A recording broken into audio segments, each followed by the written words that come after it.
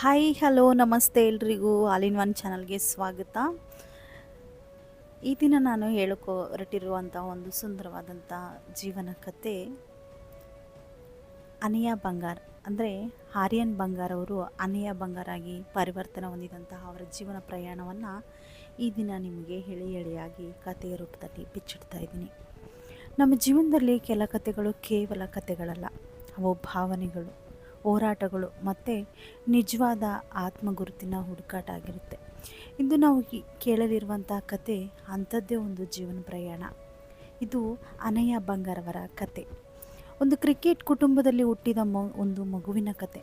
ಬಾಲ್ಯದಲ್ಲಿ ಎಲ್ಲರಿಗೂ ಆರ್ಯನ್ ಎಂದು ಪರಿಚಿತನಾಗಿದ್ದ ಒಂದು ಹುಡುಗನ ಕತೆ. ಅದರ ಒಳಗೆ ಸಂಪೂರ್ಣ ಬೇರೆ ಗುರುತಿನೊಂದಿಗೆ ಬದುಕಿದ್ದಂತಹ ಆತ್ಮದ ಕತೆ ಅಂದರೆ ತಪ್ಪಾಗಲ್ಲ. ಅವರ ತಂದೆ ಸಂಜಯ್ ಬಂಗಾರ್ ಭಾರತೀಯ ಕ್ರಿಕೆಟ್ ಜಗತ್ತಿನಲ್ಲಿ ದೊಡ್ಡ ಹೆಸರು ಮಾಡಿದಂತಹ ವ್ಯಕ್ತಿ. ಹೀಗಾಗಿ ಬಾಲ್ಯದಿಂದಲೇ ಕ್ರಿಕೆಟ್ ಅವರ ಜೀವನದ ಭಾಗವಾಗಿತ್ತು. ಬ್ಯಾಟು, ಬಾಲು, ಮೈದಾನ ಇವೇ ಅವರ ಬಾಲ್ಯದ ಸ್ನೇಹಿತರಾಗಿದ್ದವು. ಎಲ್ಲರೂ ಅವರಲ್ಲಿ ಒಂದು ಭವಿಷ್ಯದ ಕ್ರಿಕೆಟನ್ನು ನೋಡ್ತಾ ಇದ್ರು. ಆದರೆ ಯಾರಿಗೂ ಕಾಣದಂತಹ ಒಂದು ಸತ್ಯ ಅವರೊಳಗೆ ಮೌನವಾಗಿಯೇ ಬೆಳೀತಾ ಇತ್ತು. ಬಾಲ್ಯದಲ್ಲಿ ಅವರು ಇತರ ಹುಡುಗರ ಜೊತೆ ಆಟವಾಡ್ತಾ ಇದ್ದರೂ ಕೆಲವೊಮ್ಮೆ ತಮ್ಮೊಳಗೆ ಒಂದು ವಿಚಿತ್ರವಾದಂಥ ಭಾವನೆ ಕಾಣಿಸ್ತಾ ಇತ್ತು. ನಾನು ಬೇರೆಯೇ ಇದ್ದೀನಿ, ನಾನು ಯಾರು ಅನ್ನುವಂಥ ಅಸ್ಪಷ್ಟವಾದ ಭಾವನೆ ಅವರಲ್ಲಿತ್ತು. ಈ ಭಾವನೆ ದಿನದಿಂದ ದಿನಕ್ಕೆ ಹೆಚ್ಚಾಗ್ತಾ ಹೋಯಿತು. ಆದರೆ ಅದನ್ನು ಯಾರಿಗೂ ಹೇಳಲಿಕ್ಕೂ ಕೂಡ ಅವರಿಗೆ ಧೈರ್ಯ ಇರಲಿಲ್ಲ. ಅವ್ರು ನಗ್ತಾ ಇದ್ದರು, ಮಾತನಾಡ್ತಾ ಇದ್ದರು, ಆದರೆ ಒಳಗೆ ಮೌನದ ಹೋರಾಟ ನಡೀತಾ ಇತ್ತು. ಹಾಗೆ ದಿನಗಳು ಹೆಚ್ಚಾದಂತೆ, ವಯಸ್ಸು ಹೆಚ್ಚಾದಂತೆ ಸಮಾಜದ ನಿರೀಕ್ಷೆಗಳು ಕೂಡ ಹೆಚ್ಚಾಗ್ತಾ ಹೋದವು. ನೀನು ಹುಡುಗ, ನೀನು ಹೀಗೆ ಇರಬೇಕು, ಇಂತಹ ಮಾತುಗಳು ಅವರ ಮನಸ್ಸಿನ ಮೇಲೆ ಒತ್ತಡವಾಗಿ ಬಿದ್ದವು. ಆದರೆ ಅವರ ಮನಸ್ಸು ಈ ಅಳತೆಗಳಿಗೆ ಸರಿ ಹೋಗ್ತಾ ಇರಲಿಲ್ಲ. ಅವರು ತಮ್ಮನ್ನು ತಾವೇ ಪ್ರಶ್ನೆ ಮಾಡ್ಕೊಳ್ತಾ ಇದ್ರು, ನಾನು ನಿಜವಾಗಿಯೂ ಯಾರು ಅಂತ. ಈ ಪ್ರಶ್ನೆ ಅವರಿಗೆ ನಿದ್ರೆ ಕೊಡೋದನ್ನು ಕೂಡ ದೊಡ್ಡದಾಯಿತು. ನಿದ್ರೆ ಕೂಡ ಕೊಡದಷ್ಟು ದೊಡ್ಡದಾಗ್ತಾ ಹೋಯಿತು. ಒಂದು ಹಂತದಲ್ಲಿ ಅವರು ತಮ್ಮೊಳಗಿನ ಸತ್ಯವನ್ನು ಸ್ವೀಕಾರ ಮಾಡ್ತಾರೆ. ಅವರು ತಮ್ಮನ್ನು ಒಬ್ಬ ಮಹಿಳೆಯಾಗಿ ಗುರುತಿಸ್ಕೊಂಡ್ರು. ಇದು ಅವರ ಜೀವನದ ದೊಡ್ಡ ತಿರುವಾಗಿತ್ತು. ಆದರೆ ಈ ಸತ್ಯವನ್ನು ಹೇಳೋದು ಸುಲಭದ ಮಾತಾಗಿರಲಿಲ್ಲ.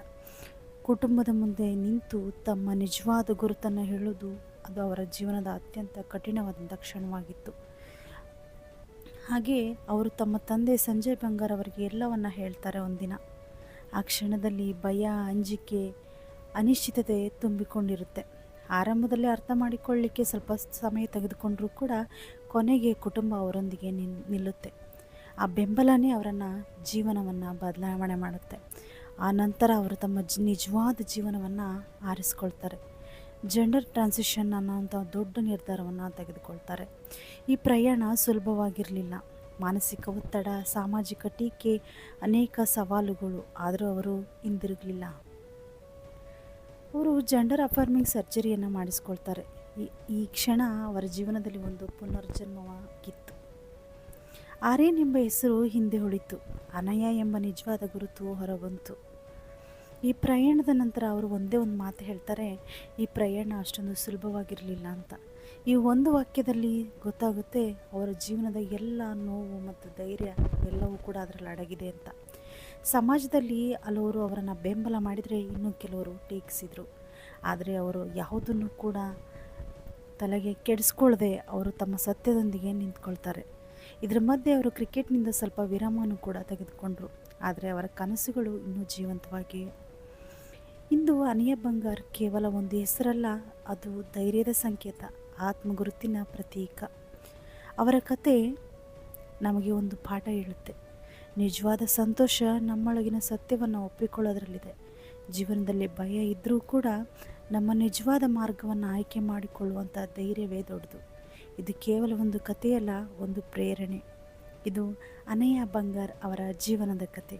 ಈ ಕತೆ ನಿಮ್ಗೆ ಇಷ್ಟ ಆಗಿದರೆ ಲೈಕ್ ಮಾಡಿ, ಶೇರ್ ಮಾಡಿ, ಸಬ್ಸ್ಕ್ರೈಬ್ ಮಾಡಿ. Thank you so much.